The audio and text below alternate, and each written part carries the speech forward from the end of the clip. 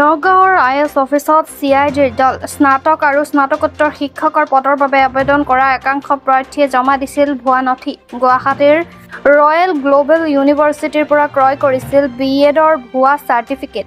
অসমৰ 5খন জিলাৰ 31 প্ৰাৰ্থীৰ বিৰুদ্ধে অনিয়মৰ অভিযোগ। CIDৰ 3জনীয়া দলৰ তদন্ত। নগাঁও, শোণিতপুৰ, হোজাই আৰু বিশ্বনাথ জিলাত সংঘটিত হৈছে এই অনিয়ম।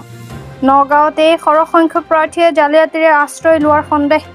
আমি জানিব পাৰিছো যে নগাঁৱৰ আপোনাৰ কাৰ্যালয়ত আজি CIDৰ দল এটা আহিছিলে তদন্তৰ সন্দৰ্ভত কি কৰিব?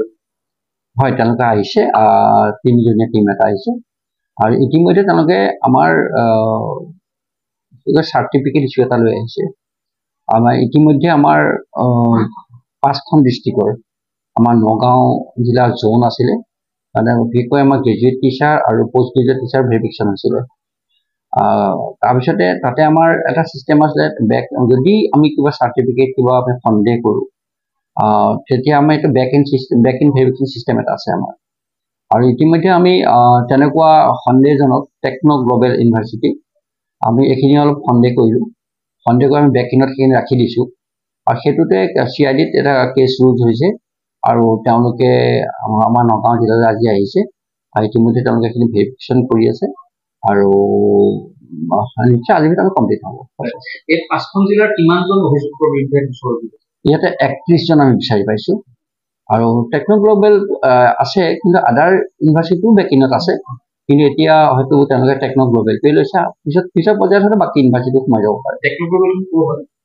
মধ্যপ্ৰদেশ হয়, কিন্তু কথা হ'ল কি মধ্যপ্ৰদেশত যেতিয়া আমি অনলাইন ভেৰিফিকেশ্যন কৰিবলৈ যাওঁ, কিন্তু তেওঁলোকৰ চিষ্টেম নহয়, বেলেগ ৱেবছাইটত এইখিনি চাৰ্টিফিকেট আছে।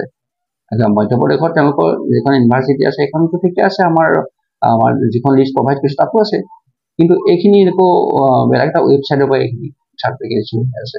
5খন জিলাৰ সৰ্বাধিক সন্দেহজনক চাৰ্টিফিকেট ক'ত বেছিকৈ আছে? নগাঁৱতে হৈছে। এই কথাবিলাক পোহৰলৈ কেতিয়া আহিব? আমাৰ প্ৰথমৰ পৰাই এইটো ভেৰিফিকেশ্যনৰ পৰাই এইটো আমি চকু ৰাখিছিলোঁ যাতে আমাৰ ভেৰিফিকেশ্যন সুন্দৰভাৱে হয়। আৰু আমি বিচাৰোঁ কি আমাৰ যিহেতু শিক্ষা বিভাগটোত যিখিনি আমাৰ শিক্ষক এপইণ্টমেণ্ট হ'ব নিকা আৰু সুন্দৰ হওক, আমি সেইটো বিচাৰিছোঁ। আৰু কোৱালিটি থকা শিক্ষক আহক, যিহেতু ভৱিষ্যত প্ৰজন্মটো তেওঁলোকে গঢ় দিব। গতিকে আমিও আমাৰ ৰেছপনচিবিলিটি আছে বা এডুকেশ্যন ডিপাৰ্টমেণ্টৰ ৰেছপনচিবিলিটি আছে। গতিকে আমি ভাবোঁ যে ভালদৰে নিকা ব্যৱস্থাৰে আমাৰ সুন্দৰভাৱে এপইণ্টমেণ্ট হৈ যাব। ইতিমধ্যে আমাৰ অনাৰেবল মুখ্যমন্ত্ৰী ডাঙৰীয়াই কৈছে যে অক্টোবৰ মাহত আমাৰ যিটো শিক্ষক এপইণ্টমেণ্টখিনি দিব, গতিকে তাৰ আগতে আমাৰ কামখিনি সুন্দৰভাৱে হৈ যাব।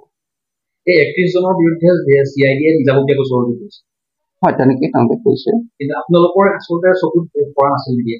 আমাৰ চকুত পৰিছে। আমি ইতিমধ্যে আমি ভেৰিফিকেশ্যনৰ সময়তে আমি এইখিনি ডিটেক্ট কৰিছোঁ আৰু এইখিনি আমি ওপৰত আমি জনাই দিছোঁ আৰু গতিকে সেইখিনি বেক এণ্ডত আমি ৰাখিয়ে গৈছোঁ তেওঁলোকক।